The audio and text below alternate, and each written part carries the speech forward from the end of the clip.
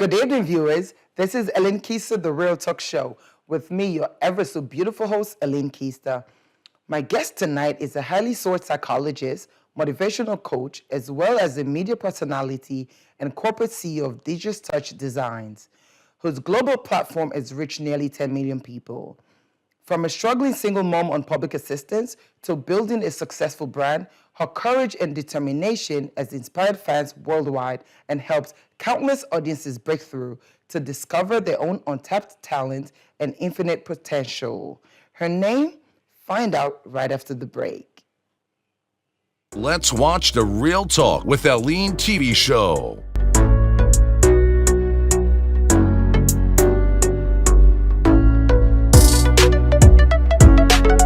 By our very own daughter of Sierra Leone, Aline Keister.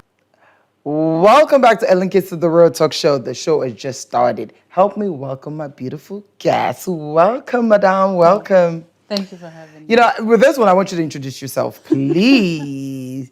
Can you please do me the honors? My name is Khadija Grace, Ahene. I am a Sierra Leonean girl, ordinary girl that chose to live an extraordinary life. All right, I like that. That's cool. Welcome to Real Talk. I did the intro, and of course, I found some things in there. Like I met you a couple of months ago, but now knowing this is just, it's really cool. First of all, you're from the States. She's from the States, but she lives here now, I'm assuming. And you've done so much. She's actually a doctor. She's a psychologist, of course, a motivational coach, and she's done so many things. And a fashion designer as well. She has a lot of things going on with her. When did you move to the States? I moved about age 14. Okay. But then before then, my journey has been one interesting one, but I'm thankful that I had to go through that for me to be able to be where I'm at. Okay. So at age 12 and a half, there had been war in Sierra Leone. Being an only child to my mom, she says, yours, as she calls me, it's not safe for you to be here. And so I watched my mom made clothes. Okay. She sewed clothes, put them in Ghana, Moscow, went to office to sell just so she can afford transportation for us to be evacuated to Guinea. Okay. As you know, there was a rescue boat that will come every now and then to take a group of people to migrate them to Banjul and Guinea. Okay. We were headed for Guinea. And so on that particular day, the boat was so full. My mom could only afford for me at the time. And so, as you know, in Sierra Leone, back in those days, parents entrust their kids in the hands of any. Right. If you're a grown person, they trust you. There's, it's family, whether they know you or not. And so she entrusted me in the hands of some guy. I was thrown over the boat because there was not even a space For you to enter, to walk through and get into the boat. So I was thrown over. And as she stayed on the land, and she says to this guy that caught me, please watch her. When she gets to Guinea, there's somebody waiting for you. Will pick her up. And so this man waited till the wee hours and took me to the engines of the boat, tied my hands behind my back, stuffed my mouth with clothes. Are you serious? And had his way with me. Oh, no. And said if I ever spoke, that he will kill me, throw me over the boat, and go back and kill my mom. And so I had to get into survivor mode. Right. And so I had to shut up, go through it, and I was left there when he was done. And morning came quickly. I was this happy, bubbly girl. Whenever I enter the room, everybody knows she's here. Right. But then when I got to Guinea, family members, nobody really never paid attention. Nobody noticed that she's quiet. She's quiet. Not saying Something anything. is going on. So I never really spoke out because at the time they will ask you, they'll tell you it's your fault. What were you wearing, kind of a thing. And so I held that, and also coupled up with my father not being in my life. That was a trauma that I was already dealing with because I was asking questions why. I come from a family, I'm an only child, but my mom's siblings has many children. Okay. And they were with their dads and, all was well. And so the questions was, why me? Did he not want me? What did I do What did wrong? you do? And so Right. all of that was happening in my head and there was no answers. And so that was a big old vacuum that I needed to be filled, but nobody could fill it. And so the trauma went on. We were in Guinea. So, I mean, you were in Guinea, like, where did you go after that? We were there as refugees. Okay, so in a seeking camp or asylum, something. yeah. Okay, Well, okay, not go a ahead. camp. We stayed in like a family house before we got to camp. Okay. And so we were there, went through interview, but God has his way of doing things. And that's what I tell people, your story is your story, but it's not your story because God created you, and so he's helping you write your story. And so the interesting thing that happened was at that time they will file for over 13 people on one program. But then in my case, we were separated. I was separated with 4 people. Okay. And then the rest of the other 10 of my family, they were on another file. And so all 4 of us went for interview. We all made it. Went through medical. We all made it. The day for us to travel, they separated us Why is again. that? And so it was me and my grandma, and then the 2 guys that were 18 and older, because they said they're 18 and above. So I had to go with a family head. And so they went separate time. And then when it was time for us to travel, we were in the waiting room. And the old woman, my grandma, was very sick. And so we were in the waiting room traveling with a nurse. And so she just leaned on my shoulder. I thought she fell asleep, not knowing that she passed. And so the nurse... Serious? Yes. So the nurse came and said, she came for her final checkup. She said, I'm sorry, you can't come to America because your family head is dead. At that time, I had so much going on with me, broken, hurt, lost all together. And I had really no emotions left. And I looked at her, I said, you have to take me to America. I said, I have nothing else left here. I said, I want to go and be like Mariah Carey, Michael Jackson. I said, you have to take me. She looks at me and she says, I'm so sorry. I wish I can do anything. She said, the only thing I can do now is for you to go to a camp. So I said, okay. My mom, everybody else thought I had traveled, not knowing that I stayed back. And I was taking, IOM took me straight to a camp where there were 4,000 Liberians in another city in Guinea. Okay. Because you know how Guinea is big. And so the government fed me for about 3 weeks. And then they stopped feeding me. Whoa. And so I made newspapers everywhere. Then they knew that, okay, she didn't go. My mom says, you have to come back. I said, no, I'm not coming back. I must go to America. I must make a better life for us. Okay, stop right there. Don't go anywhere. I'll be right back after this.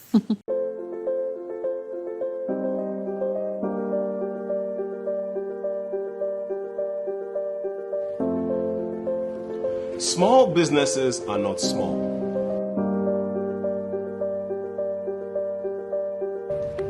They keep you pumped.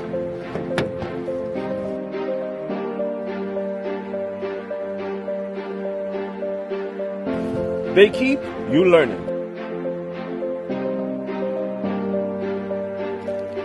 They keep you healthy. They keep you stylish.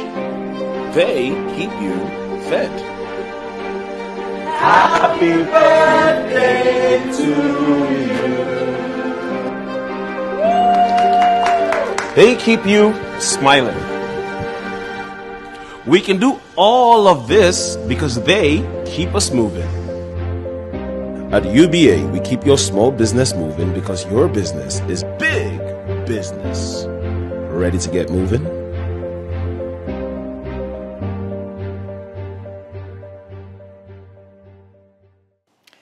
Welcome back to Keister, the Real Talk Show. With me, I have the beautiful Dr. Khadija Grace. She's an author, of course, a psychologist, and a fashion designer. We're talking about her story. How did she get to where she is now? You know, it's really interesting, and I want to hand it over back to you. Welcome back. Welcome back. Thank you. Like you were saying earlier before we went on the break, you know, you were on your way out. Mm-hmm. And then you lost your grandmother, mm-hmm. and then you went to the camp where your family in Sierra Leone thought you had already gone. Mm-hmm. How did you make the news? Like you mentioned something about them not feeding you for like a blue. So the government, IOM, They fed me for 3 weeks and then they stopped. Okay. I wrote letters, nobody responded. And so I had to find my way. Again, for the second time, I had to get into survivor mode. There's a woman, a Liberian lady, she and her only child, daughter, were seeking asylum to Australia. And so I went to her and asked her if it was okay for me to stay with them, help her, while in return I have somebody that watches me and feeds me. Right. And she says, fine. And so I stayed with them. In the morning, we did chores just like how in Africa, helped her out.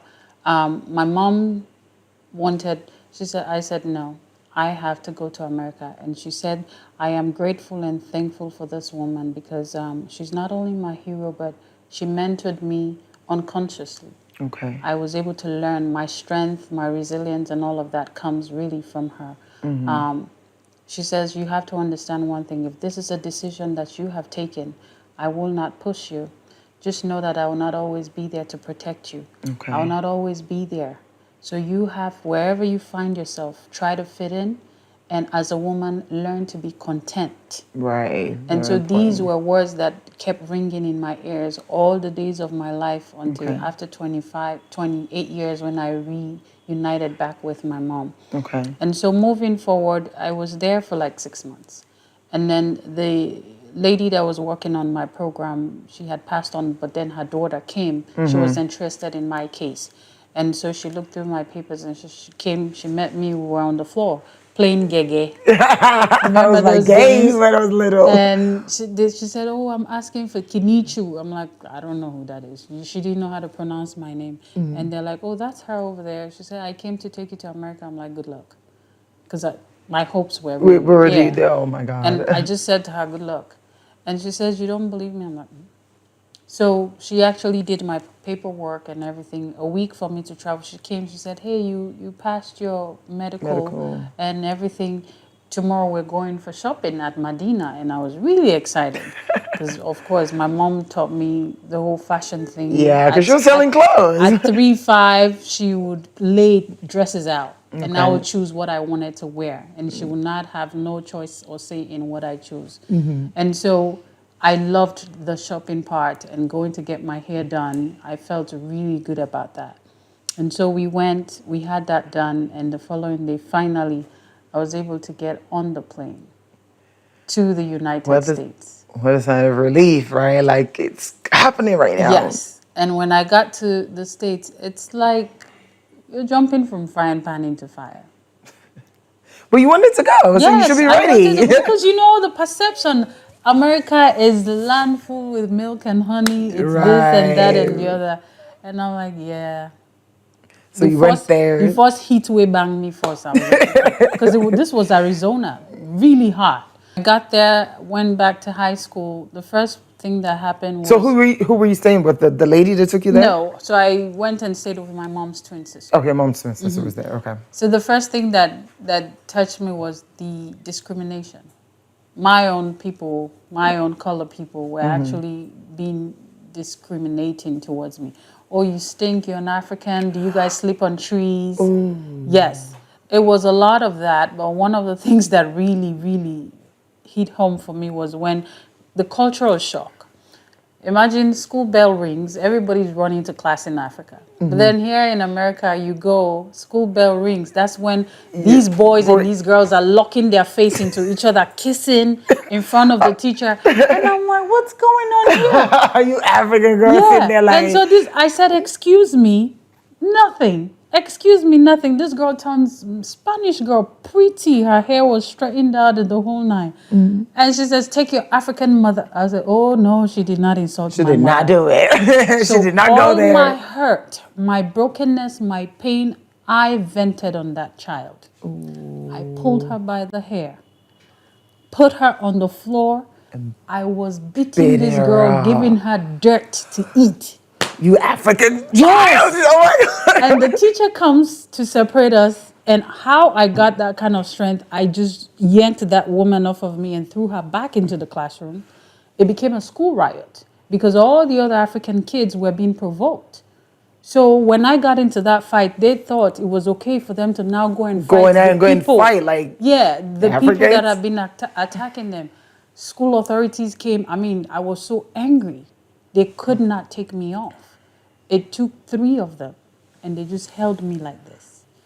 I was literally shaking. That was the day I vowed that I will never, ever get into a fight. Did you fight after that? No, I have not gotten into a fight. Yes, because what you're explaining, you're a beast. So what happened was they had called my aunt and they said, this is what has happened. What's going on? My auntie said, you better not bring her to this house. Somebody has provoked her. That girl is traumatized. Why do you think she came to America? So they went and typed Sierra Leone. They saw the war, all of that. That was what saved me. Okay. From going to juvenile. And so tables were turned. The girl was punished.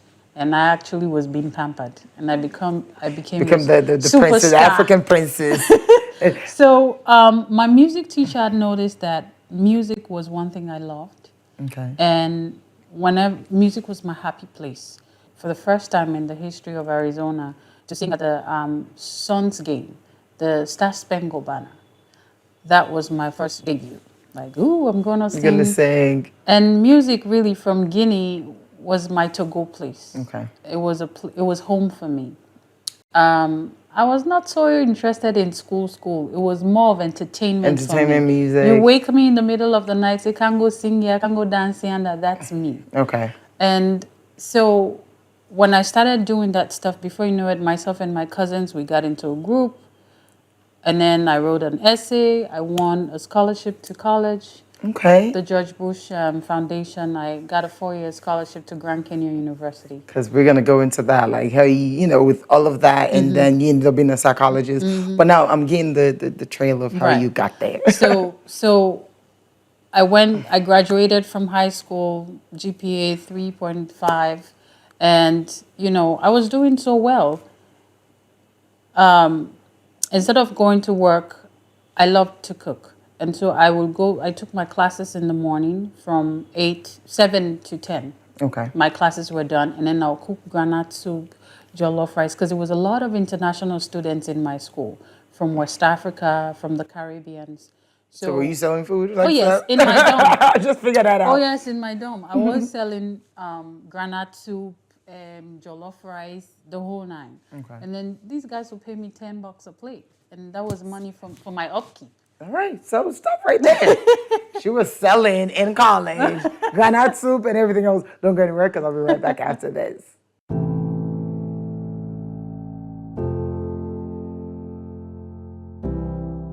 Neno, I need for pay me pikin in college fee. I get for renew me driver license, and I need for shopping for me house. But work pack for me na office, and I no get time for go team up na line a bank. And it also no safe for me for the worker with boku money na me hand. I confused, and I don't know what thing for do. Neno, you know you about Smart Pay Cascade yet?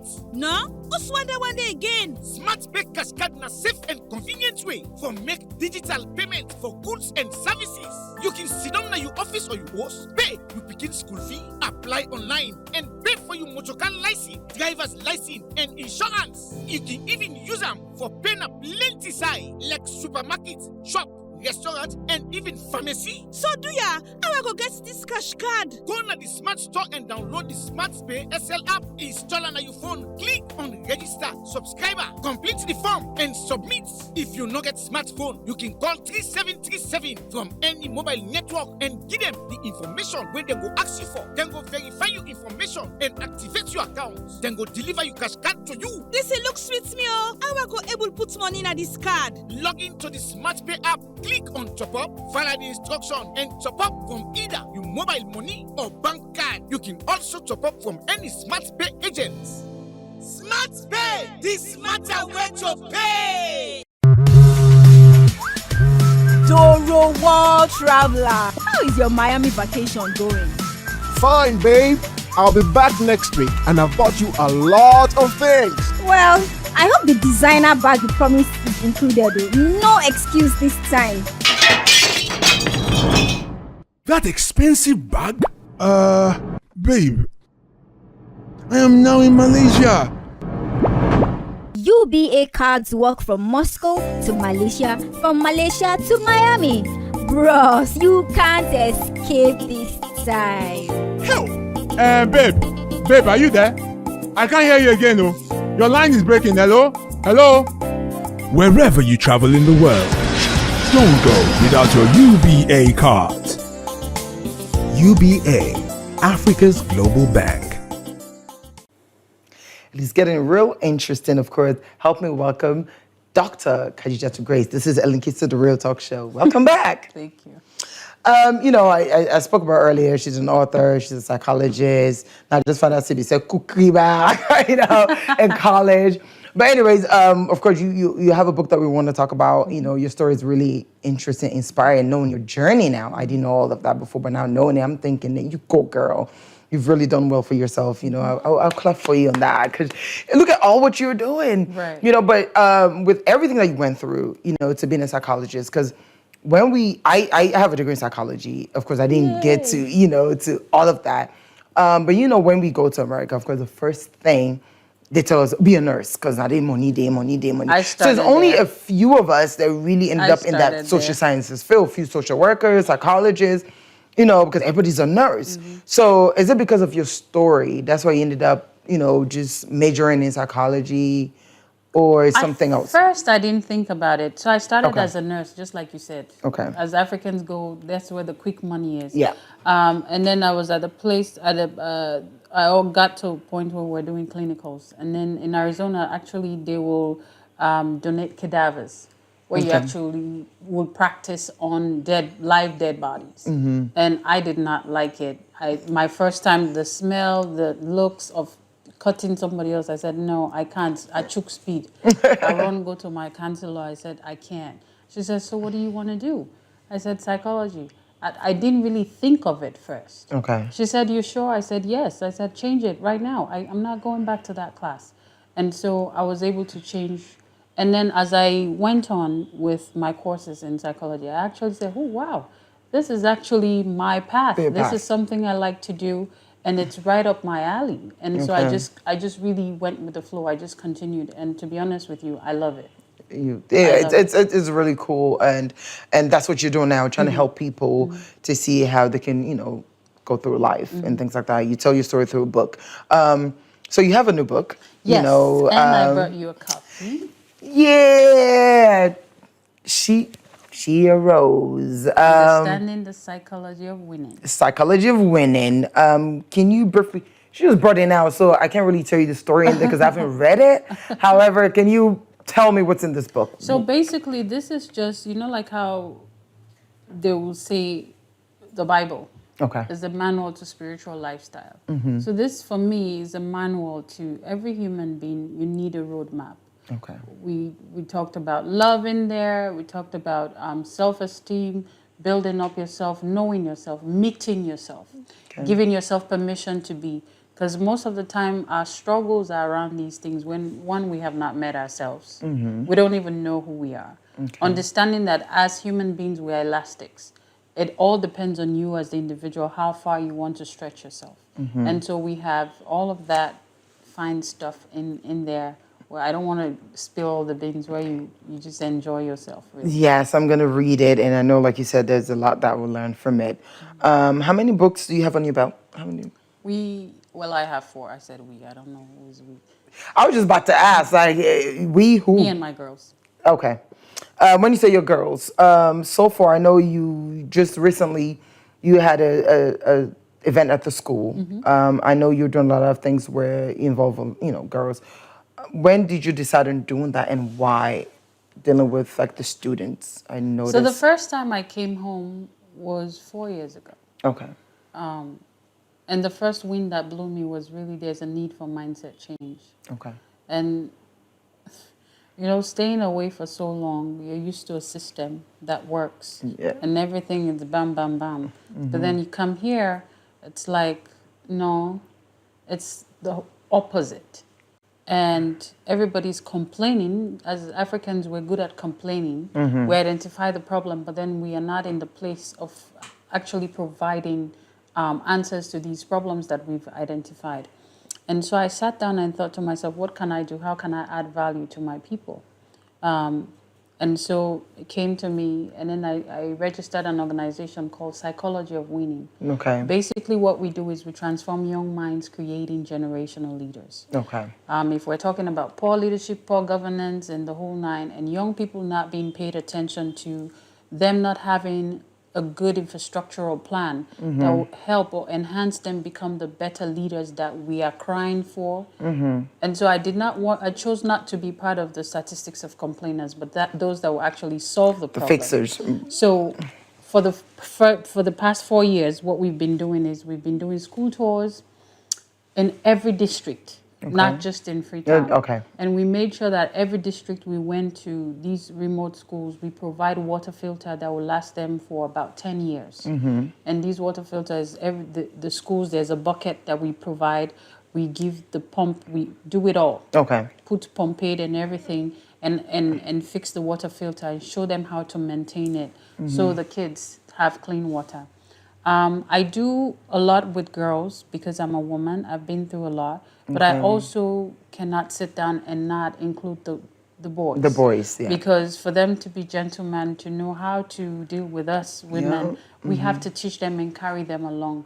So like right now, there's more boys or young men in the organization than the girls. Okay. So, that's what we do. Recently, we just, for the first time in the history of Sierra Leone, we did the Innovative Educative Festival at the Prince of Wales. Yeah. So we had all the 16 tribes come out And the first time, and they were dressed in their traditional regalia. Oh, that's cute. Showcase their food, their culture, fashion, religion, the whole nine. Okay. And then we had booths for young innovators. Okay. Those that are good in craft, painting, drawing, the whole nine.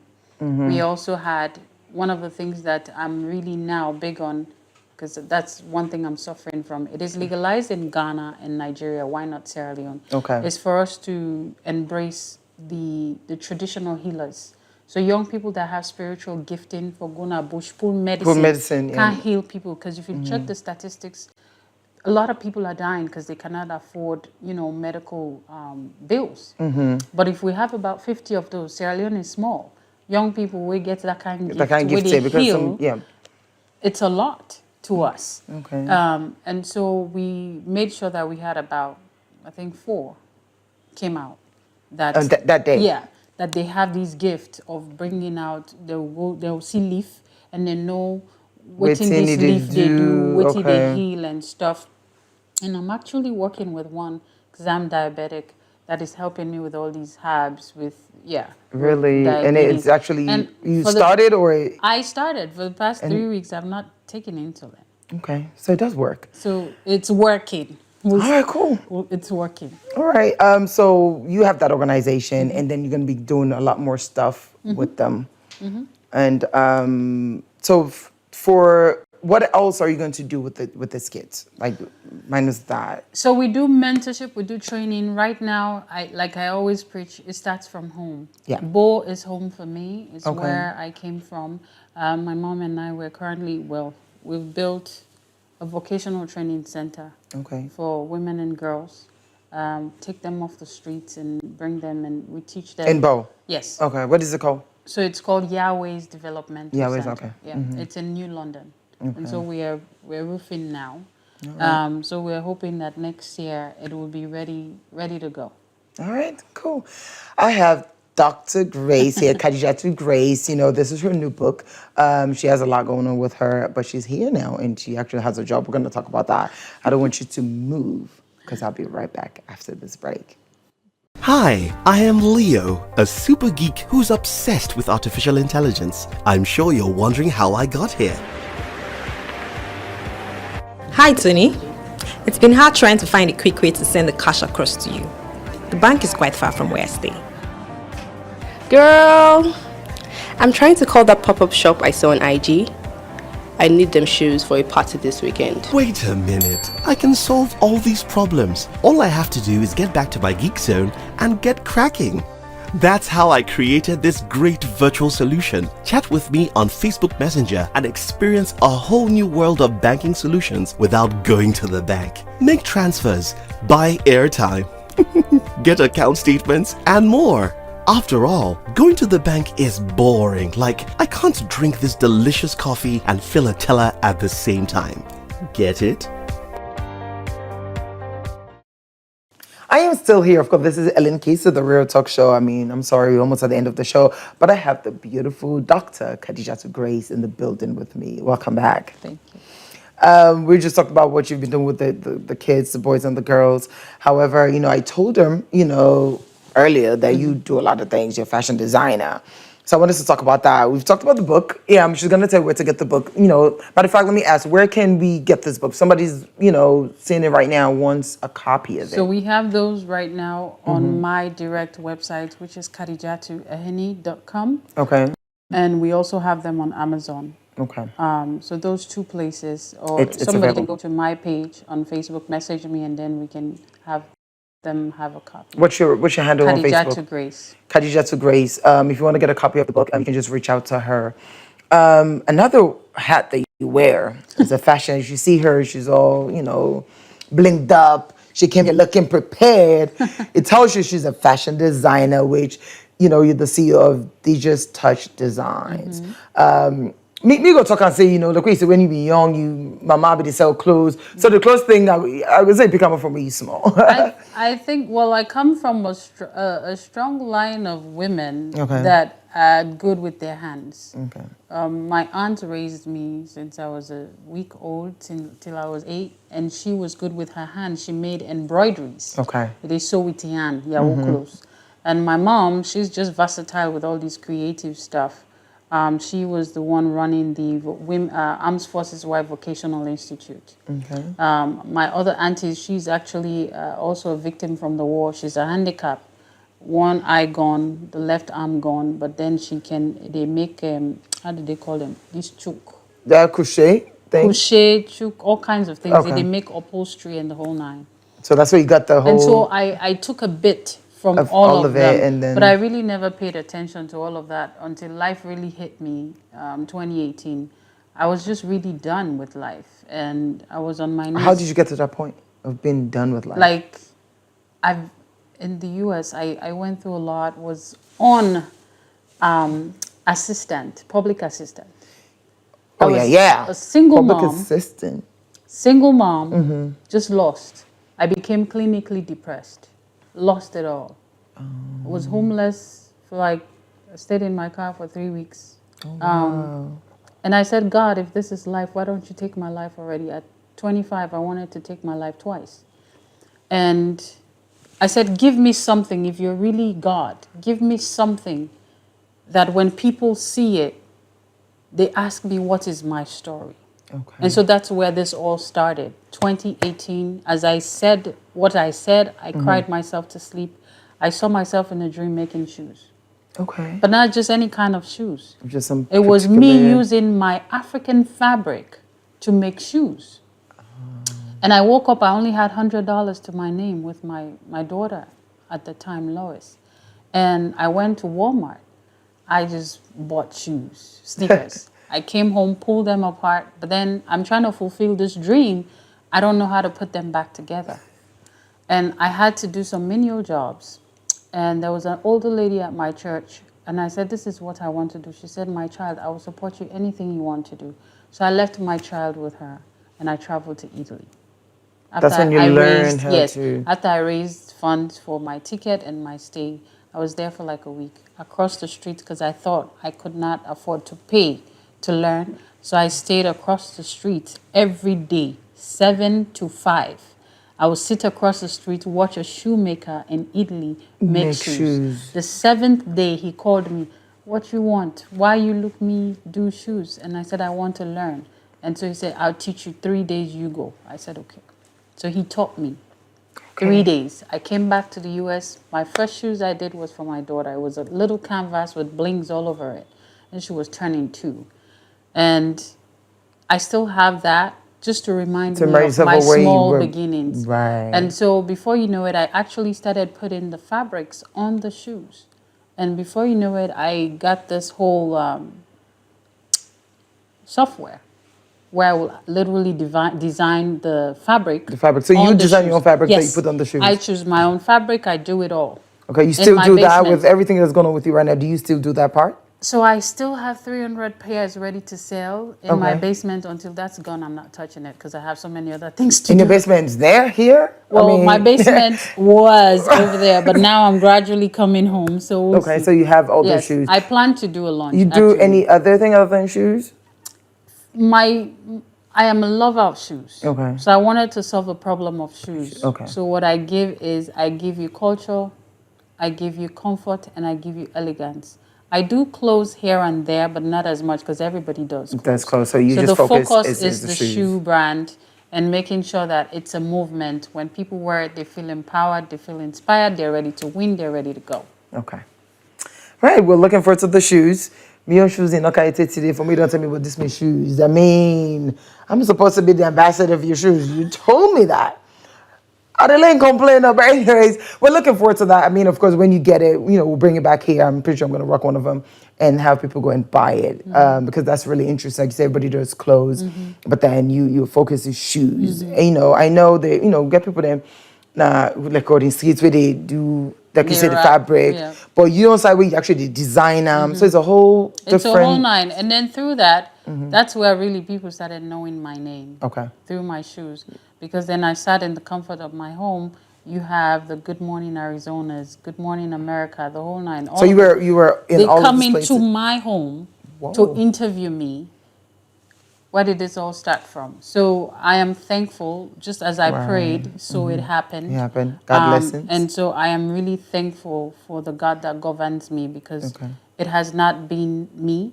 It has just me being obedient to walking through the path of life and being obedient to that calling. All right. So as a doctor, of course, me as a psychologist, so are you a certified therapist?